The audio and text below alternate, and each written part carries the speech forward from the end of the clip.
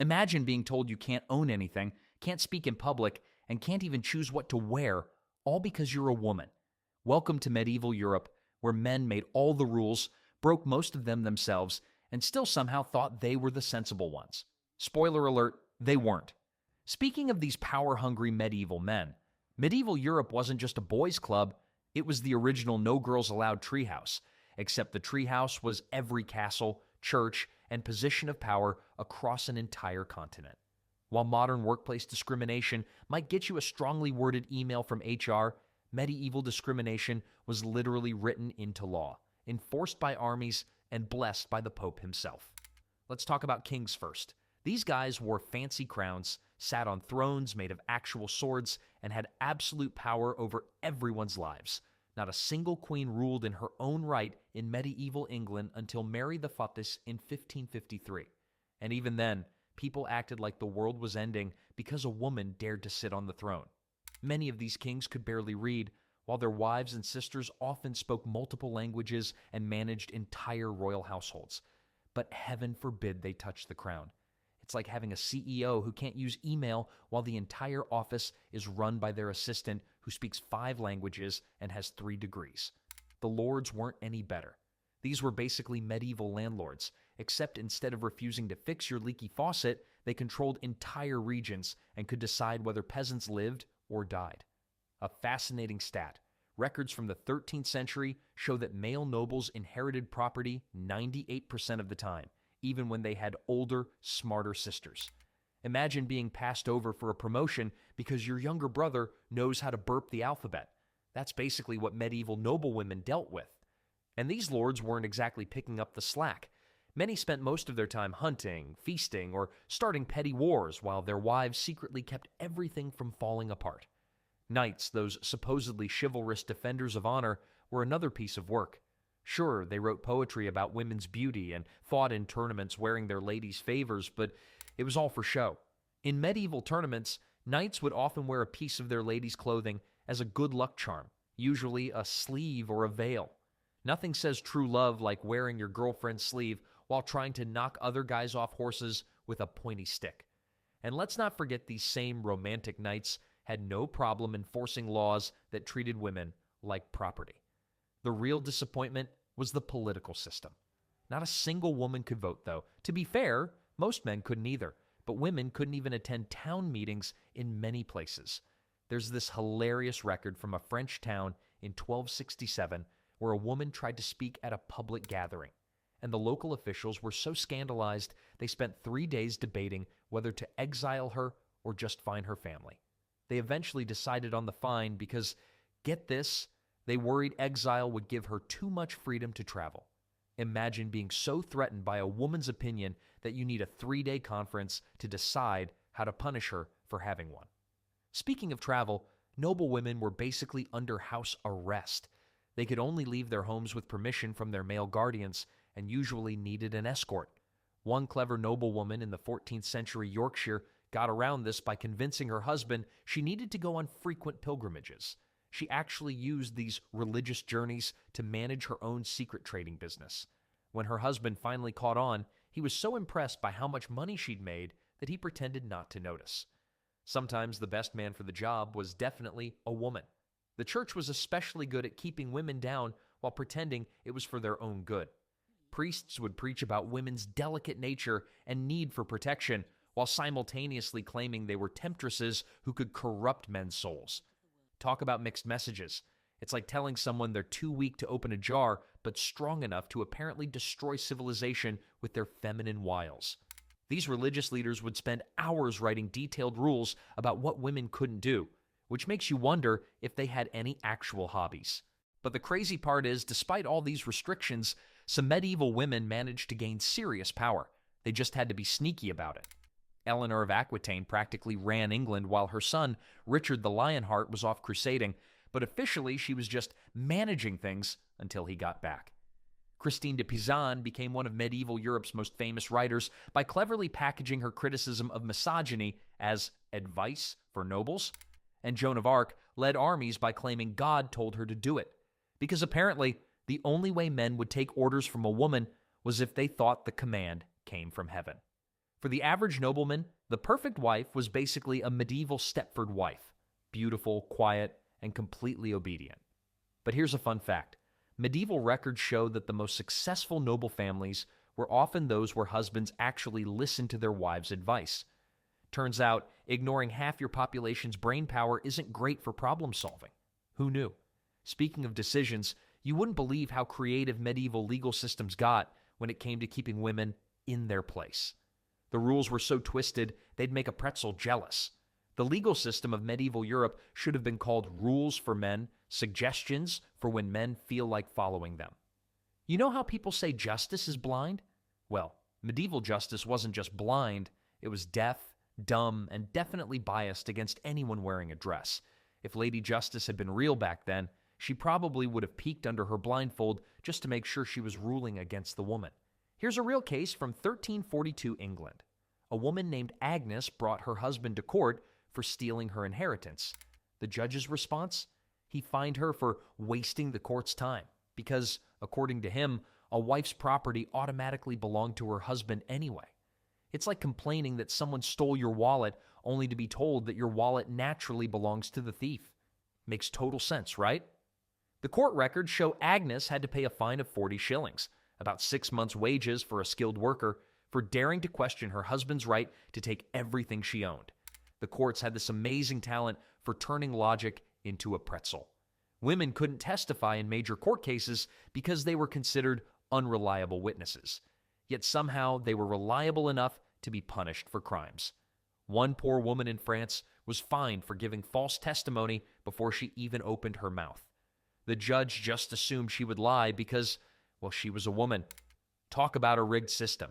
The only time women's testimony was fully trusted was when they were confessing to crimes. Funny how that worked. Legal records from the 1300s show some truly bizarre double standards. A man who beat his wife would get a stern talking to, maybe, while a woman who raised her voice to her husband could be put in the stocks. There's this fascinating court record from 1389 where a man was acquitted of assault because his wife had provocatively burned his dinner. The judge's written opinion basically said, what else was he supposed to do? I don't know, maybe cook his own dinner. The same court fined a woman a week's wages for excessively sighing during her husband's lengthy explanation of why he needed more spending money. Marriage laws were particularly horrible. Once married, a woman legally ceased to exist as her own person. Everything she owned, earned, or inherited automatically belonged to her husband. There's this incredible case from 1356 where a merchant's widow tried to claim her own shop after his death. The court told her that since the business had been in her name during the marriage, it legally belonged to her husband's family, even though she'd run it alone for 20 years while he was off finding himself on various pilgrimages. She lost her entire livelihood because medieval law couldn't grasp the concept that women might actually be good at running businesses. But wait, it gets better. Women could be convicted of crimes, but they couldn't defend themselves in court. They needed a male relative to speak for them, because obviously a woman couldn't possibly explain her own actions better than some uncle who wasn't even there. Records show that in one town, a woman was accused of stealing bread. Her defense was that she'd actually bought it and had witnesses to prove it. But since her husband was away and her brother was too busy to come to court, she was found guilty by default. The fine? Working in the accuser's bakery for free for 6 months, medieval justice at its finest. The punishment system was equally ridiculous. Men who committed crimes could often buy their way out with fines. Women? Not so much. They faced public humiliation, like being dunked in rivers or forced to wear signs listing their crimes. One court record from 1374 shows a woman was forced to walk through town wearing a sign that said, "I dared to argue with my husband about cheese." The real crime here was clearly the husband's inability to handle dairy-related criticism. Another woman had to stand in the town square for 3 hours holding a sheep because she'd suggested her husband's wool prices were too high. Inheritance laws were another masterpiece of unfairness. The basic rule was simple. Men got everything. A daughter could be the oldest, smartest, and most capable child, but if she had a baby brother, tough luck.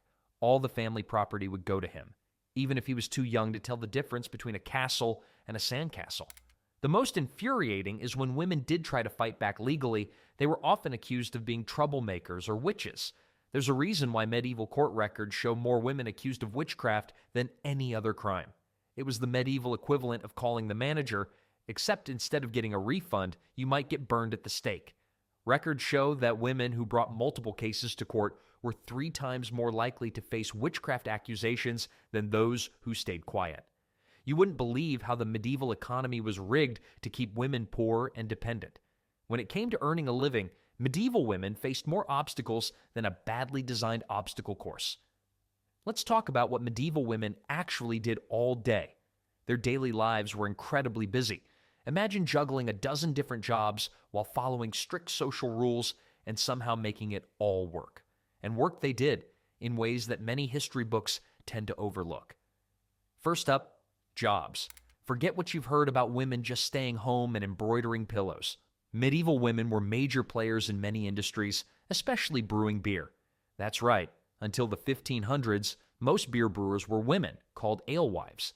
One town's records from 1375 show that 78% of licensed brewers were women. They were known for their careful attention to detail, particularly in keeping their equipment clean, which often resulted in better quality beer. Farming was another huge part of women's lives. Everyone in medieval families had to pitch in to make the farm work, and women played a crucial role. They planted crops, raised animals, and managed daily farm operations alongside their other duties. Records from one English village show women doing 70% of the field work while also handling household management. One fascinating record mentions a woman who managed to harvest an entire field while simultaneously breastfeeding twins and supervising 3 toddlers. Now that's multitasking. Speaking of households, let's talk about kids. The average medieval woman had around 5 to 7 children, if she survived having them. But here's the interesting part. They were often raising way more than that. With high death rates, many women ended up taking in orphaned relatives, stepchildren, or apprentices. One household record from 1389 shows a woman raising 12 kids, 3 of her own, 4 stepchildren, 2 orphaned nieces, and 3 apprentices. She apparently kept track of everyone by assigning them different colored threads to wear. Medieval version of name tags. Women found creative ways to manage these large households. They'd create informal childcare networks, taking turns watching each other's kids while others worked. One village actually had a system where women would rotate baby feeding duties, medieval daycare complete with built-in lunch service. They even developed a complex schedule system using notches on sticks since most couldn't write, prehistoric project management at its finest. Their career options were surprisingly varied. Women ran markets, worked as healers, and even participated in construction. Yes, construction. Records show women working as carpenters, plasterers, and even helping build cathedrals. One woman in York became so renowned for her stonework that she trained several apprentices, both male and female, in her techniques. The textile industry was another area where women excelled. Spinning, weaving, and making clothes were serious business ventures, not just household chores. A skilled spinner could earn enough to support her family, and many women became successful cloth merchants. The intricacy of the work required patience and skill, and many women passed these specialized techniques down through generations. Perhaps the most impressive aspect was how women created their own economic networks. They'd trade services, share resources, and help each other out in ways that often didn't involve money at all. Need childcare? Trade some eggs. Want someone to teach your daughter to read? Exchange some wool. One record mentions a woman paying for her son's education by teaching the teacher's wife how to make cheese. These informal economies helped communities thrive and showed impressive business savvy. Here's a fascinating statistic. In one French town, records show that women were involved in over 200 different types of work. They were bakers, butchers, candle makers, rope makers, and more. While they often had to work within the social constraints of their time, they found ways to pursue various careers and contribute to their community's economic life. Life certainly wasn't easy. Between managing households, raising children, and handling various jobs, medieval women had their hands full. But they created strong support networks and developed efficient systems to get everything done. Church gatherings, for instance, became opportunities to exchange news, share tips, and arrange trades. combining social, spiritual, and practical needs in one setting. The day-to-day reality for medieval women was complex.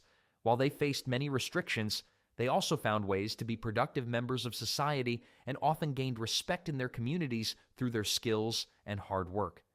Records show numerous cases of women being praised for their business acumen, healing abilities, or craft skills. Medieval women developed a remarkable set of skills out of necessity. Many could brew beer, deliver babies, manage farms, run businesses, and raise large families, sometimes all at once. They were experts at finding practical solutions to daily challenges and making the most of their opportunities. And that's really what defined medieval women's lives: practicality, resourcefulness, and the ability to make things work despite challenges. For every illuminated manuscript showing a woman in quiet contemplation, there were countless others out there actively participating in medieval economic and social life, finding ways to thrive within the structure of their society. These women weren't just surviving, they were often the backbone of medieval communities, contributing their skills, knowledge, and labor to keep society running smoothly. But the economy wasn't really in their favor. The economy was like a rigged game of Monopoly where women weren't even allowed to roll the dice. Want to start a business? Sorry, you need a man's permission. Want to keep your earnings? Nope, that belongs to your husband now. Want to inherit property? Better hope you've got a time machine to take you to the 21st century. The whole system was designed to keep women's purses as empty as a medieval lord's promises. Let's break down the numbers, because they're wild.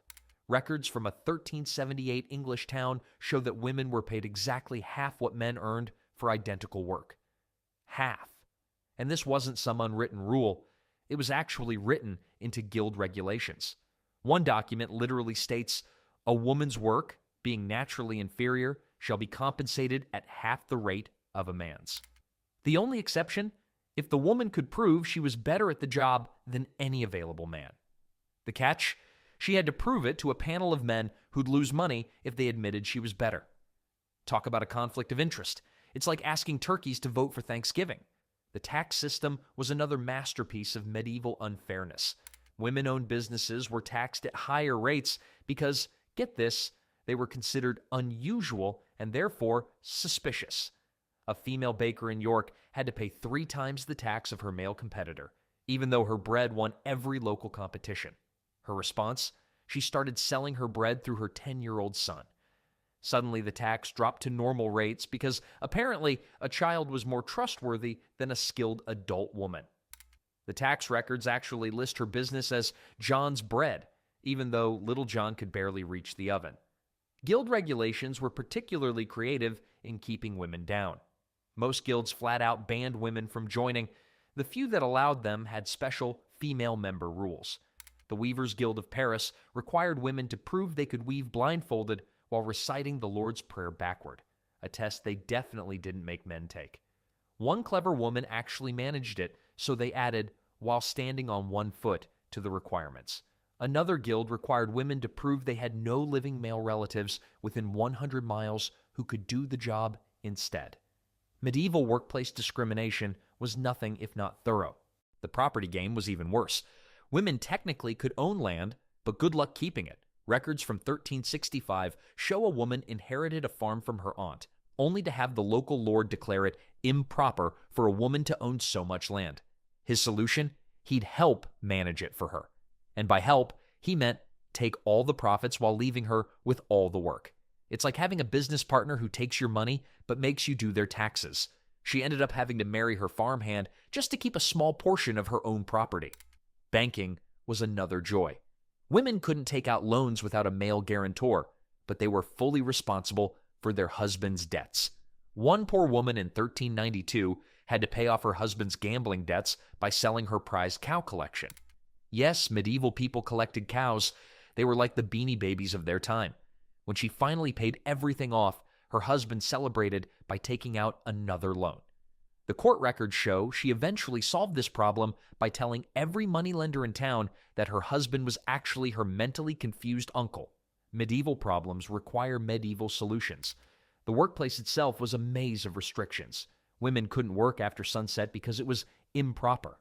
They couldn't work too close to men because it was distracting. They couldn't earn too much because it would upset the natural order. One successful female merchant in Florence had to pretend all her business decisions came from her cat, because apparently a cat was more credible than a woman. The best part? The cat signed documents with its paw print and nobody questioned it.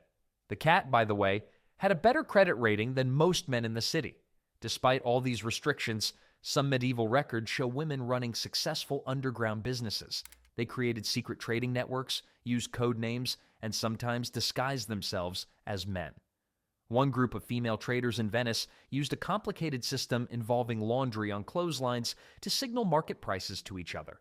When the authorities finally caught on, they couldn't do anything about it because technically there was no law against suspicious laundry arrangements.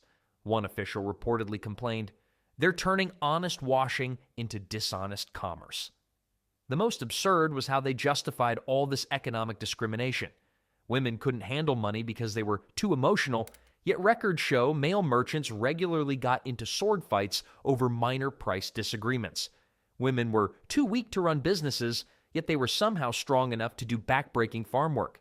Women were too simple to understand finances, yet they were often the ones keeping their households from going bankrupt while their husbands bought yet another unnecessary sword. One account shows a wife carefully managing her family's finances for 20 years while her husband invested their savings in a foolproof plan to find mermaids. But you know what happens when you tell someone they can't do something for long enough? They get really, really clever at finding ways around the rules. And medieval women? They turned outsmarting the system into an art form. Being clever wasn't just a bonus for medieval women, it was a survival skill. When men create every rule in the book, you either learn to read between the lines or get crushed by them. And medieval women, they got so good at finding loopholes, they could have taught modern lawyers a thing or two. Medieval records are full of women who turned oppression into opportunity, usually while the men were too busy congratulating themselves to notice. Take education, for example. Girls weren't supposed to learn to read because it might give them dangerous ideas. But noble women needed to manage household accounts, so they convinced everyone that learning numbers wasn't really reading. One clever noblewoman taught her entire household to read by claiming she was just teaching them to count prayer beads. By the time anyone caught on, her servants were better educated than most priests. She even started a trend of prayer counting classes that spread through 3 counties before the church realized they'd accidentally created an underground literacy network. The business world saw some particularly creative solutions. Since women couldn't officially run shops, they became really good at running them unofficially. Records from 1367 show a man's business that was mysteriously only open when his wife was there. The husband spent most of his time napping in the back room while his wife did all the work. But hey, technically, it was his shop. When customers asked why he never seemed to know anything about his own business, he'd say he was practicing delegation. Medieval management at its finest. The wife eventually started charging people extra to wake him up for questions, creating medieval Europe's first consulting fee. Some women got even more creative with their workarounds. One genius in the 14th century London ran her entire merchant empire through a network of cats. Yes, cats. She trained them to follow specific trade routes, carrying messages hidden in their collars. The local guards never thought to check the cats, because who would suspect a cat of running an international trading network? When she was finally caught, the court records show more confusion than anger. One judge actually asked if the cat should be put on trial too. She got off with a warning because nobody could figure out how to write illegal feline commerce in Latin. The whole women are too emotional thing backfired beautifully sometimes. Since everyone expected women to be dramatic, they could get away with outrageous behavior that would have landed men in serious trouble. Records show a woman avoided paying taxes by bursting into tears and wailing about her poor little chickens whenever the tax collector came around. He was so uncomfortable with female emotions that he'd leave without collecting. She kept this up for 12 years. Her poor little chickens probably owned half the town by then. The best part? She didn't even own chickens. Speaking of playing the emotion card, some women turned the whole hysteria diagnosis into a superpower. Can't attend a boring social event? Hysteria. Don't want to marry that creepy old lord? Hysteria. Need a day off from pretending to be bad at everything? You guessed it, hysteria. One noblewoman reportedly avoided an arranged marriage by developing a mysterious ailment that made her speak in riddles whenever her unwanted suitor was around. Miraculously, she recovered completely when he married someone else. Her family physician noted that it was the most convenient case of hysteria he'd ever seen. The really smart ones used men's egos against them. They'd praise their husbands for brilliant ideas that were actually their own, run entire estates while pretending to just help a little, and solve major problems while making men think they'd figured it out themselves. A woman in 1382 fixed her town's entire water supply system, but convinced everyone it was her intellectually challenged brother's idea.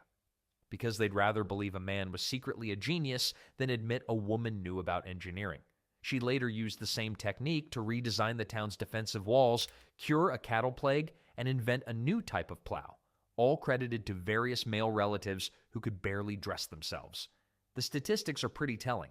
In towns where women weren't allowed to own property, there's a suspicious number of businesses owned by sickly men who needed their wives to handle everything. In one French village, 60% of the male business owners were reportedly too delicate to handle their own affairs.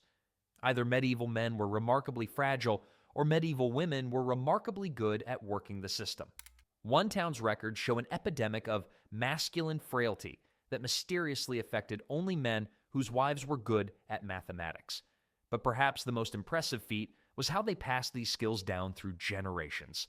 Mothers taught daughters the art of playing dumb while being smart, of following rules while breaking them, and of smiling sweetly while running circles around the men who underestimated them. One book of household tips from 1375 is actually a coded manual for getting around male authority. Its recipe for sweet bread is really instructions for hiding money from your husband. The section on proper flower arrangement contains detailed instructions for running a secret business. Even the embroidery patterns were actually maps showing safe routes for women travelers. All this mental gymnastics had an interesting side effect. Medieval women got really good at reading people and situations. When you have to outsmart half the population just to get through your day, you develop some serious skills. Some historians argue that medieval women invented psychology, not because they were naturally more emotional, but because they had to become experts at managing male egos just to survive. Speaking of marriage, you wouldn't believe the creative ways women found to handle being legally considered their husband's property. Let's just say that being someone's property works a lot better when that someone doesn't know what they actually own. Marriage in medieval times was about as romantic as a business contract, because that's exactly what it was. Your father would basically sell you to the highest bidder, and boom, you're someone's wife. But there was one escape route that many women secretly hoped for: becoming a widow. Sure, it wasn't exactly a fun way to gain freedom, but when your options are be property or be free, you work with what you've got. And oh boy, did medieval women work that system like pros. The numbers tell a fascinating story. In one English town in 1385, records show that widows owned 40% of all businesses, despite making up only 15% of the population. Meanwhile, married women owned exactly 0 businesses, because legally they couldn't own anything. One widow actually bought her late husband's business at auction, the same business she'd been running for him for 20 years while he spent their money on hunting dogs. The court records note that she paid for it with money she'd secretly saved while pretending her husband's pants needed constant expensive repairs. Widows had powers that married women could only dream about. They could own property, run businesses, make contracts, and, here's the kicker, refuse to remarry. That last one was huge. Records show some younger widows practically racing to set up their businesses before their families could marry them off again. One clever widow in France started a mourning accessories business because nobody would pressure a professional mourner to remarry. That would just be tasteless. She became so successful that other widows started copying her idea, creating what historians call the medieval widow fashion industry. The freedom was so desirable that some women got creative about achieving widow status. There's this fantastic court record from 1392 where a woman convinced her elderly husband to become a monk. He got to spend his final years in peaceful prayer. She got her independence, and everyone pretended it was all very holy and not at all a clever divorce scheme. Medieval problems require medieval solutions. Another woman convinced her husband that managing their business was damaging his masculine dignity, so he nobly handed her all control and spent his days writing poetry about how busy he was. But here's where it gets really interesting. Widows formed their own support networks. They'd help each other set up businesses, share legal advice, and warn each other about men looking for wealthy widow marriages. In some towns, they even had secret signals. Wearing your belt a certain way meant, "I'm not interested in remarrying. Stop asking." One group of widows in Italy started a fake curse rumor that marrying a widow would give you bad luck. It worked so well that local men started crossing the street to avoid them. The widows reportedly found this hilarious and would sometimes walk in groups just to watch entire streets of men suddenly remember urgent business elsewhere. The church wasn't too happy about all these independent women running around. They kept preaching about how widows should live quiet lives of prayer and definitely not become successful business owners. But what could they do? Even they had to admit that forcing widows to remarry wasn't very Christian. One frustrated priest wrote that widows are becoming altogether too merry in their mourning. Translation: these women are enjoying their freedom way too much. Some widows would donate just enough to the church to keep the priests quiet while spending the rest on expanding their businesses. Rich widows were particularly powerful. Without a husband to legally control their wealth, they could do pretty much whatever they wanted. One widow in 1378 bought an entire village just because the local lord had been rude to her. Another funded a cathedral construction, but insisted that all the angel statues be female. The church couldn't exactly refuse. Money was money, even if it came from a suspiciously independent woman. She even had them add a small carved cat in the corner that looked suspiciously like her late husband's least favorite pet. Some widows got so good at the independence game that they started teaching other women their tricks. They'd hire married women to work in their shops, giving them a taste of economic freedom. They'd coincidentally need help managing their accounts just when a neighbor's daughter showed interest in learning math. One widow ran what was officially a grief counseling group, but was actually a business strategy meeting for other women looking to gain independence. The local authorities finally caught on when they noticed that the grieving women were all leaving with suspicious amounts of business knowledge and accounting skills. Men kept trying to create laws to control widows, but it never quite worked. Make a law saying widows can't own taverns? They'd open dining rooms instead. Ban them from money lending? They'd create elaborate gift exchange systems. One widow responded to a law against women owning ships by registering her fleet in her dead husband's name. Because technically, the law didn't say anything about zombie ship owners. She even kept a portrait of him in her office, which she'd consult loudly about business decisions whenever officials visited. For many women, seeing their mothers or aunts transform from obedient wives into independent widows was their first glimpse of what freedom looked like. Young girls would secretly hope to marry someone old, while their parents thought they were being admirably self-sacrificing. Medieval marriage strategies could get pretty dark. There are actual records of girls praying for a kind husband who wouldn't live too long. Of course, not every widow had it great, but compared to being married, widowhood was often the medieval equivalent of winning the lottery. Unless, that is, someone decided you'd gained a bit too much independence and started whispering that word that struck fear into every medieval woman's heart. Calling someone a witch in medieval times wasn't like calling someone a witch today.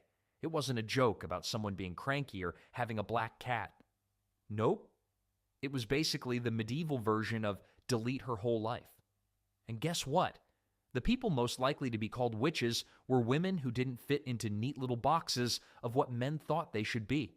The accusation was such a powerful weapon that just whispering the word witch could destroy a woman's entire life faster than you can say medieval justice. The statistics are mind-blowing. In one German town in 1387, every single woman accused of witchcraft had either refused marriage, inherited property, or knew how to read. Suspicious much, the town records showed that the local judge actually wrote, "The more independent the woman, the more likely she deals with the devil." Because obviously the only way a woman could support herself was through satanic book clubs. They even had a special tax on single women called the witch risk fee, basically charging women for the crime of not having a man to control them. Here's a real case that shows how ridiculous things got. A woman named Martha in 1391 was accused of witchcraft because her cows produced more milk than her neighbor's cows. The evidence against her? She talked to her cows kindly instead of hitting them, and she kept their barn clean. Revolutionary stuff, right? The court seriously argued that no woman could be that good at farming without demonic help. Martha's defense was amazing. She pointed out that if the devil was helping her, he was doing a terrible job since she still had to wake up at dawn to milk the cows herself. She also asked why Satan, with all his supposed powers, couldn't at least invent a better milking stool. The whole witch thing was really just a catch-all term for woman we don't like. Healer who knows which herbs cure fevers. Witch. Midwives with a high survival rate for births. Super witch. Woman who's better at business than the local merchants. Witch with a side of evil. One female brewer was accused of witchcraft because her beer was suspiciously good. The suspicious part? Her accusers were all male brewers who'd lost customers to her. The court records actually include a debate about whether making beer taste good was an act of sorcery. The evidence they used to prove witchcraft would be hilarious if it wasn't so tragic. Own a cat? Witch. Talk to yourself while working? Witch. Good at math? Definitely a witch. One woman was accused because she had unusually clean floors. Apparently, proper housekeeping was satanic. The judge's official ruling stated that no honest woman has time for such excessive cleanliness. Medieval men really said anything to avoid doing chores. Another woman was accused because she didn't get sick during a plague.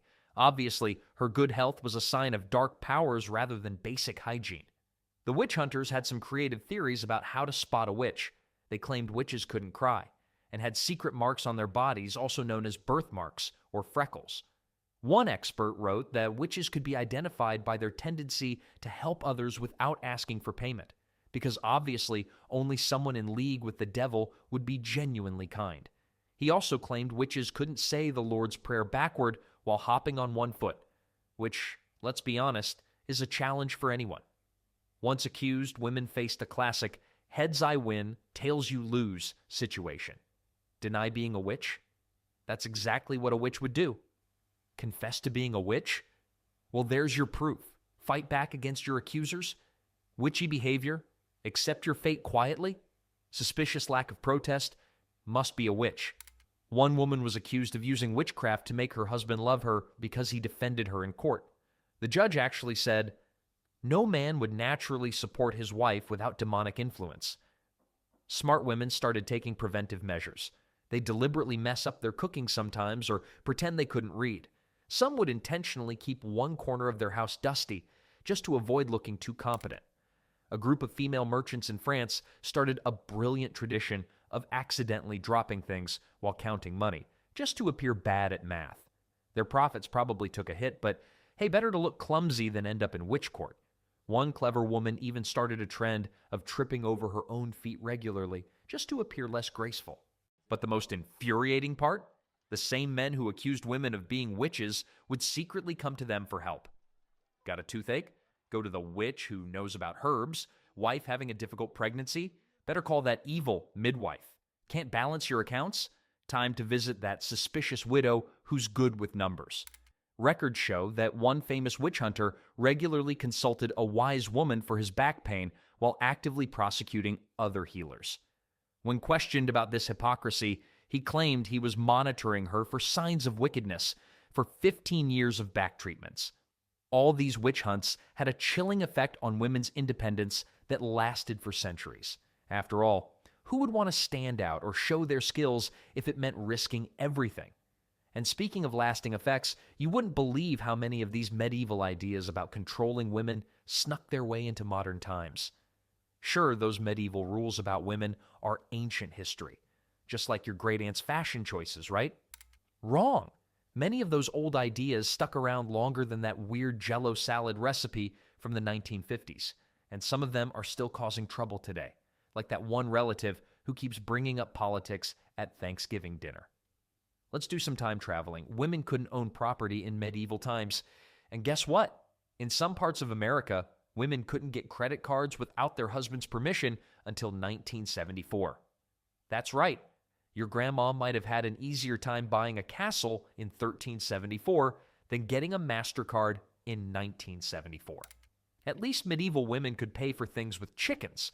The workplace is another gold mine of leftover medieval thinking. Remember how medieval guilds made special rules to keep women out of certain jobs? Fast forward to 1973, when women still couldn't be airline pilots in most countries. The reason? Women are too emotional to fly planes. Because apparently, men never lose their cool, except when their favorite sports team loses, or someone takes their parking spot, or their sandwich has the wrong kind of mustard. The education gap is particularly wild.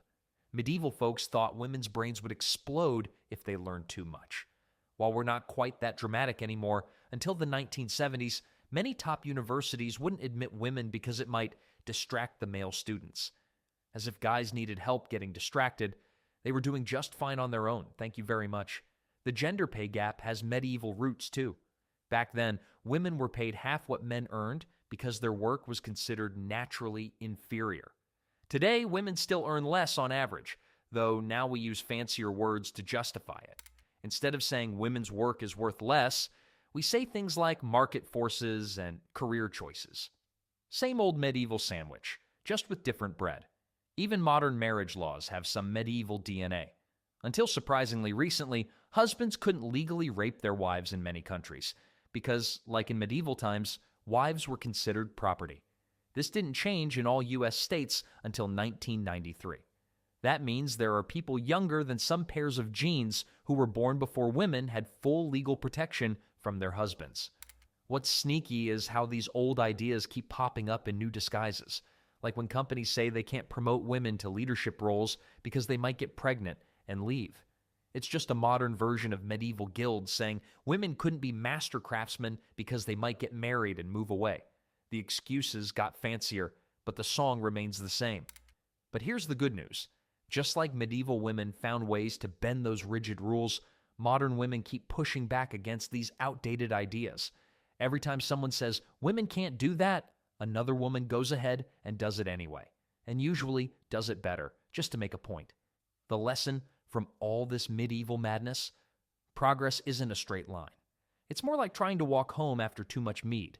2 steps forward, 1 step back, occasional falling into a ditch, but eventually getting where you need to go. So the next time someone says, that's just the way things are, remember, they probably said the same thing in 1386. And those medieval women would probably look at us now and say, not bad, but you've still got work to do.